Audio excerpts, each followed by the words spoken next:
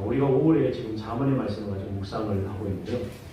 이 잠언 말씀이 너무 귀하고 좋은 말씀이지만 이렇게 다 할 수가 없어서 제가 이제 6월 아마 좀 초반기까지는 우리가 잠언을 가지고 묵상을 하는데, 잠언 가운데 제가 좀 3장의 말씀을 위주로 해서 이 3장의 말씀은 우리가 지혜를 어떻게 기를 수 있는지, 또 그리고 지혜를 갖춘 자가 어떤 특성을 가지고 있는지를 알려주고 있는 부분이라서 그 부분의 말씀을 가지고 여러분에게 말씀을 전하려고 합니다. 여러분, 우리가 잠언을 읽는 이유가 있죠. 잠언을 왜 읽을까요?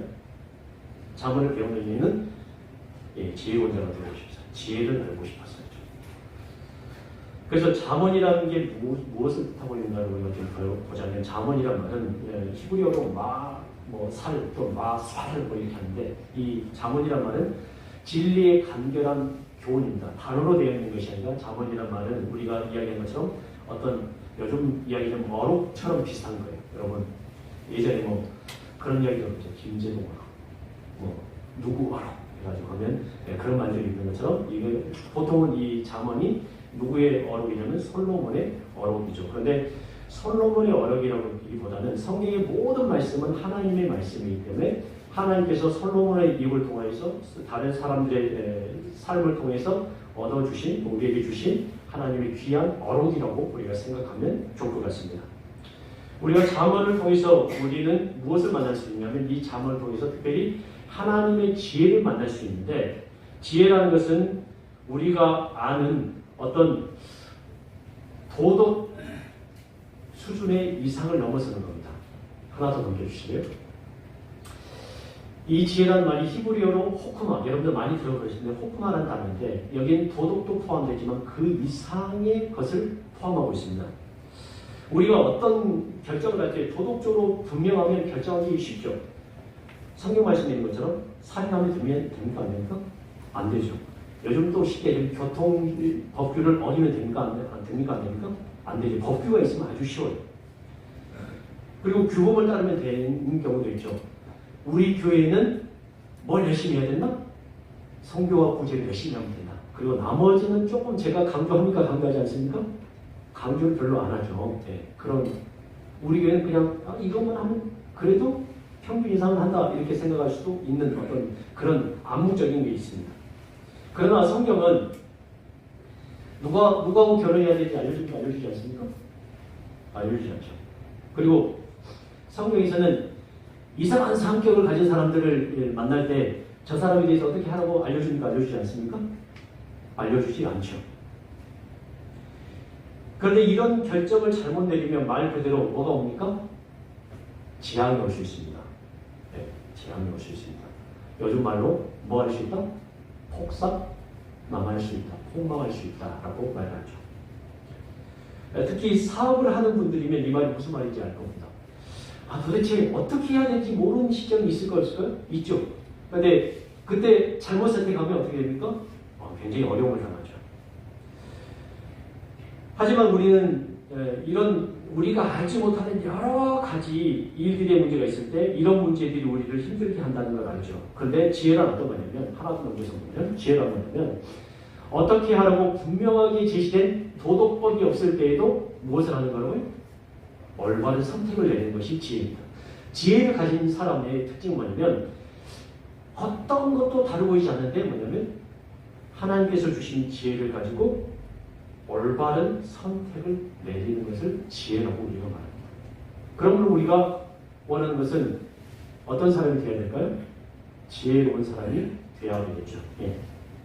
그렇다면 우리는 어떻게 지혜를 기를 수 있을까를 생각해 보면, 잠언 3장에 있는 말씀을 가지고 제가 3번에 걸쳐서 이 지혜를 기르라는 말씀을 가지고 말씀에 대해서 이렇게 나누게 될 텐데요.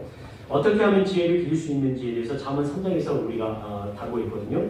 그 지혜를 다루기 위해서 다른 부분에 있어서 이 3장의 말씀을 가지고 말씀을 할 텐데, 3번에 걸쳐서 말씀을 할 텐데, 제가 이 말씀을 전한 이 논리적인 또 이 부분은 팀 켈러 목사님의 영향을 받아서 좀 그 논리를 따라가서 말씀을 좀 여러분에게 전하려고 합니다.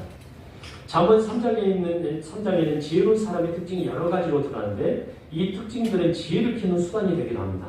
오늘 배울 2가지가 있는데, 지혜를 키우는 수단은 믿는 자에게 아주 일반적인 상황을 다루게 될 겁니다. 이 기반 위에 놓고 오늘 두 가지를 지혜를 키우기 위해서 기반에 놓고 나머지 것들을 세워야만 아마 더 확실한 우리 하나님을 믿는 사람으로서 지혜를 키우게 되는데, 지혜를 키우려면 첫 번째 어떻게 해야 되면 여호와를 신뢰해야 합니다. 잠언 우리가 읽었던 5절에 보십시오. 3장 5절에 보면 너무는 마음을 다하여 누구를 신뢰하라고요? 여호와를 신뢰하라고 분명하게 말씀합니다. 여러분, 여호와를 신뢰하라는 말을 뒤집어 보면 여호와를 신뢰하지 않고 다른 것을 신뢰하고 있다는 것을 말하고 있는 것과 맞이하지 않고 있는 거예요. 말하고 있다는 거죠. 하나님을 믿지 않는 사람에게 여호와 대신 다른 것을 섬기는 것을 우리가 통칭해서 말하고 있는 우상이라고 합니다. 하나님 믿지 않는 사람에게 우상은 당연한 거죠. 그러나 우상이란 어떤 것이냐면 10계명의 1계명에서 얘기하고 있는 것처럼 하나님보다 더 사랑하는 어떤 것을 우상이라고 말할 수 있습니다. 잘 생각해 보세요. 10계명에서 1계명에서 이 우상에 대해서 다루고 있다는 말은, 그리고 이 10계명을 지금 누구한테 준 것이죠? 이스라엘 백성들, 하나님을 알고 하나님을 믿는 백성들에게 하는 거잖아요. 말씀 주신 거잖아요. 이 말은 무슨 말이냐면 하나님을 믿는 자들도 우상을 믿을 수 있다 없다? 있다는 거예요. 하나님을 믿는 자에게도 우상이 존재할 수 있다는 것을 말합니다. 하나님을 믿는 사람도 나의 진정한 행복과 삶의 의미를 찾기 위해서 다른 것을 신뢰할 수 있다는 것입니다. 만약 하나님보다 다른 것을 더 신뢰하고 있다면 그게 그 사람이 진짜 신입니다. 하나님이 신이 아니라 그게 그 사람의 신이라고. 많은 사람들이 하나님보다 다른 것을 신뢰하고 살면서도 평소에는 그런 것을 잘 몰라요. 그러나 직장이나 가정에서 무슨 일이 터지면 하나님보다 그것이 자신에게 훨씬 중요했음을 깨닫습니다. 마치 이런 것과 같은데요. 아이가 무엇인가에 부딪혀서 울고 있습니다. 그런데 우리는 아이가 괜찮은지, 아이가 아픈지, 힘든지를 살펴야 되는데 왜 다쳤어? 왜 그랬어? 뭐가 문제야? 이렇게 말합니까? 말하지 않습니까? 네. 아이보다는 다른 것에 관심을 보입니다. 우리의 질문을 통해서 무엇이 더 중요했는지, 무엇이 우선순위인지 알 수 있습니다. 저도 그랬어요. 어제 와이프가 음식물 쓰레기를 버리고 하면서 휴대폰을 탁 그 옆에다 놓고 뭘 사러 갔어요. 장을 봐서 집에 왔는데 집에 휴대폰이 있는 줄 알고 갖다 준 거예요. 휴대폰을 막 찾는데 휴대폰이 없어요. 그러니까 도대체 어디서 휴대폰을 잊었느냐 그랬더니 음식물 쓰레기를 버리고 나서 집에 있는 줄 알고 갖다 준 거예요. 그래서 아니 이 여자가 정신을 어디다 팔고 말이야.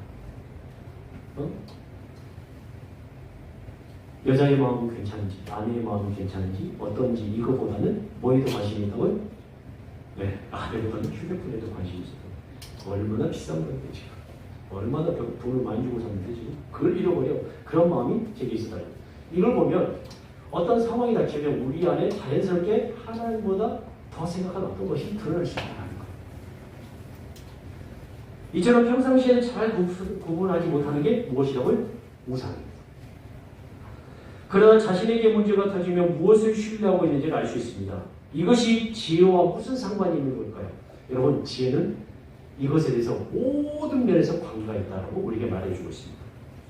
마음의 품은 진정한 신뢰의 대상이 감정이 과하게 따라 붙는다고 말하고 있습니다. 무엇이 따라 붙는다고요? 감정이 과하게 따라 붙는다.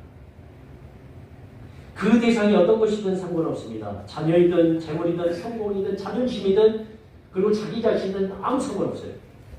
그 대상이 위험한 상태에 놓여지면 우리는 흔들립니다. 불안합니다. 그리고 뭐하냐면 낙심합니다. 여러분 직장생활 해보면요. 나를 낙심하게 하는 게 무엇인지 잘 생각해 보셔야 돼요. 하나님인지 사람인지 보셔야 돼요. 그런데 대부분 뭐 때문에 낙심하냐면 사람 때문에 낙심합니다. 하나님 때문에 낙심했다는 사람 제가 별로 본 적이 없어요. 믿는 사람 중에.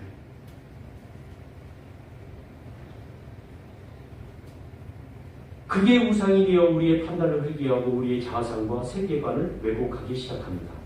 그래서 마음의 우상을 두면 삶이 우리의 삶이 미련해지기 시작합니다. 우상은 영원한 해결책이 될 수 없음에도 불구하고 많은 사람들이 여전히 그것을 자신의 최우선순위에 놓습니다. 그래서 그러면 우상 숭배를 퇴치할 최고의 약은 무엇인가? 여러분, 우상을 퇴치할 최고의 약은 복음입니다. 무엇이라고요? 복음입니다. 복음이 왜 최고의 약이냐면 예수님을 믿어 값없이 의롭게 된 사람들은 우리의 성공, 우리의 연애, 우리의 행위로 스스로 의료질 필요가 있을까요? 없을까요? 없다라고 말합니다. 조금 더 설명할게요. 그러므로 우리는 이런 질문을 해야 할 필요가 있습니다.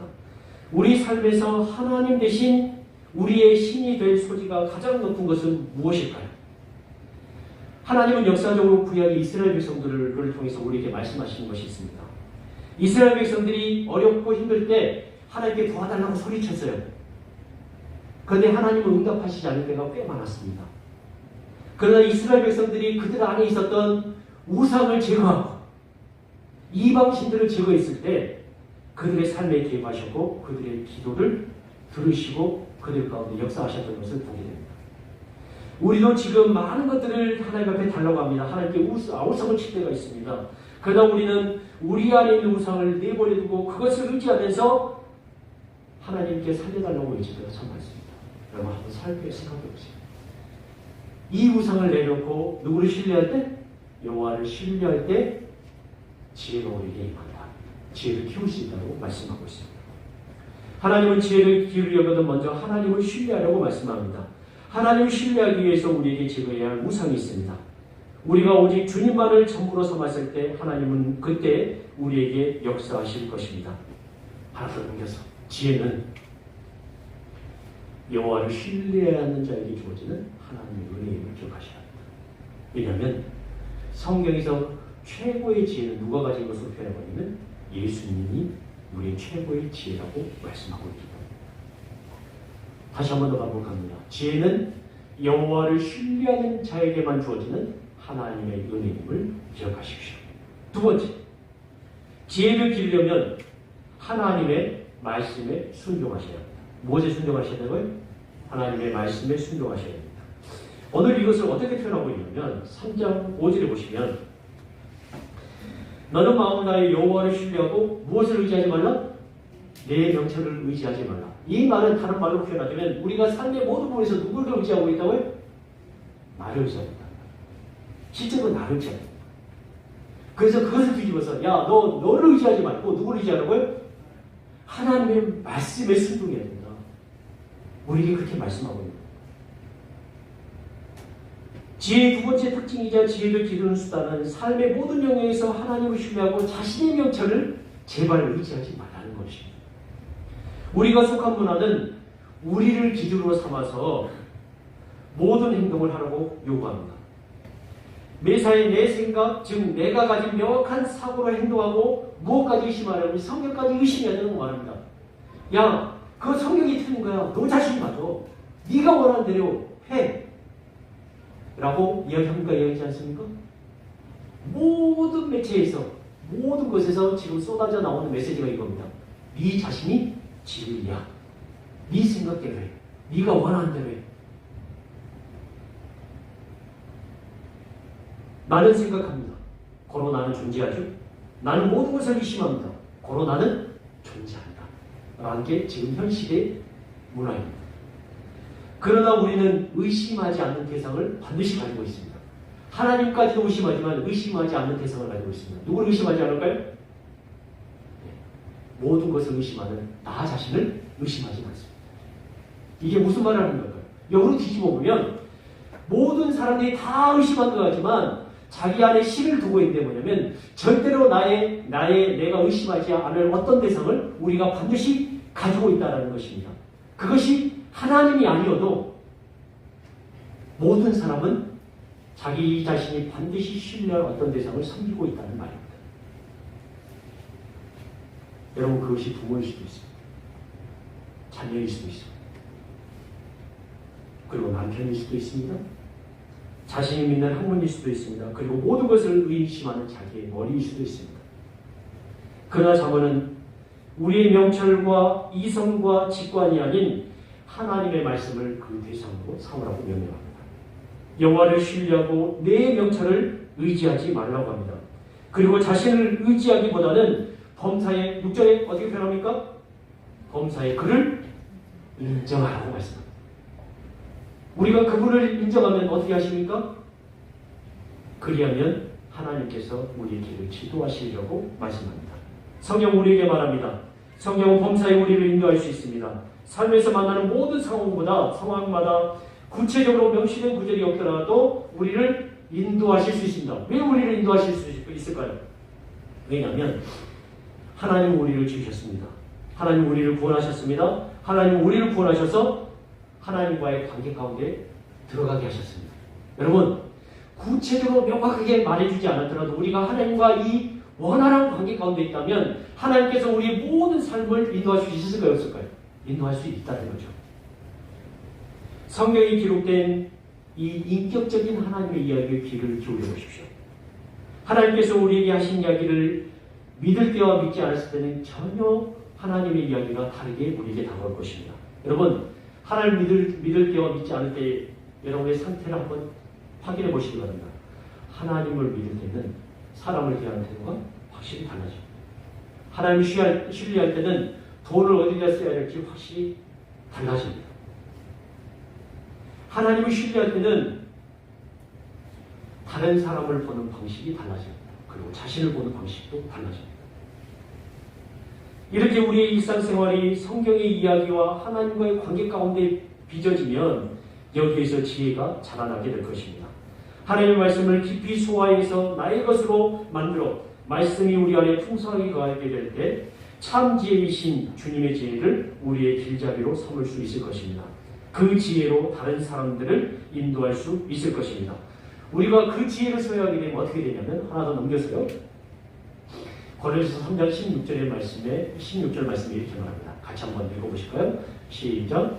그리스도의 말씀이 너희 속에 풍성히 거하여 모든 지혜로 피차 가르치며 권면하고 시와 찬송과 신령한 노래를 부르며 감사하는 마음으로 하나님을 찬양하고 또 무엇을 하든지 말이나 일이나 다 주 예수의 이름으로 하고 그들 힘입어 하나님 아버지께 감사하라.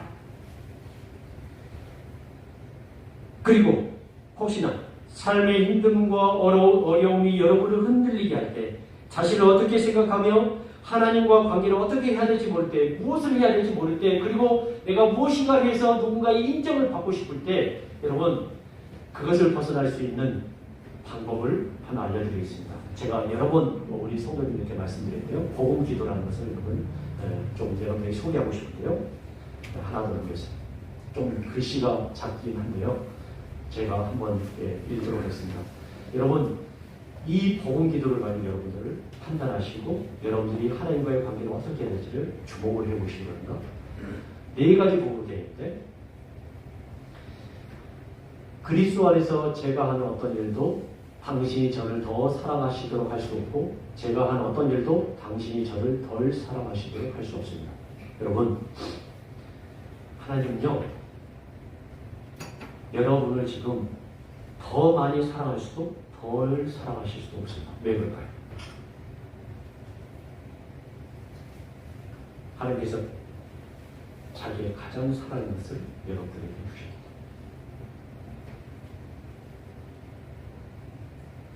예수님보다 여러분을 더 사랑할 수도 없고 예수님보다 여러분을 덜 사랑할 수도 없습니다. 여러분이 하는 어떤 일로도 하나님이 우리를 더 사랑하게 여러분을 덜 사랑하게 만들 수도 없습니다. 두 번째입니다. 우리 안에 가장 큰 기쁨은 뭐냐면 당신의 임재와 인정이 영원한 기쁨을 위해 제게 필요한 모든 것입니다. 여러분, 하나님의 임재와 인정이 영원한 기쁨을 위해서 여러분에게 필요한 것임을 날마다 붙잡으시기 바랍니다. 세 번째입니다. 당신이 제게 하신 대로 저도 다른 사람에게 할 수 있습니다. 하겠습니다. 왜냐하면 당신이 나에게 영원한 사랑을 부으셨던 것처럼 나도 당신에게 다른 사람들에게 이 영원한 사랑을 그대로 할 수 있는 사람이 되어집니다. 네 번째, 기도할 때 저는 십자가로 당신의 긍휼을 그리고 부활로 당신의 능력을 판단하겠습니다. 여러분, 하나님의 능력이 어디서 들어갔습니까? 예, 예수 그리스도의 십자가에서 들어갔습니다. 그리고 부활로 하나님의 능력이 들어갔습니다. 그걸로 여러분을 판단하십시오. 하나님의 능력이 거기서 들어갔습니다. 여러분이 혹시 삶의 여러 가지 부분들에서 흔들릴 때, 내가 무엇인가를 못해서, 내가 무엇인가를 잘못해서 흔들릴 때, 제발 이 기도를 좀 생각하십시오. 하나님이 여러분이 무엇인가 좀 더 잘해서 더 살아갈 수 있게 만든다면, 그것은 이미 여러분들이 우리가 그렇게 정죄하는 우리의 행위로 구원 얻을 수 있다고 말하는 그런 상황이 될 것입니다. 절대로 하나님 우리를 그렇게 대하시지 않습니다. 오늘 말씀을 통해서 정리를 하겠습니다. 먼저 자신이 무엇을 신뢰하고 있는지를 파악하시기 바랍니다. 그리고 거기서부터 시작하시기 바랍니다.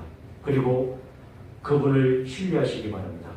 자신의 힘을 빼시고 그분을 보시기 바랍니다. 그분께서 여러분과 저를 인도하실 것입니다. 결국 지혜란 하나님께서 우리에게 주시는 은혜임을 기억하시기 바랍니다. 하나님께서 우리에게 은혜를 주시기 위해서 날마다 기다리고 계십니다.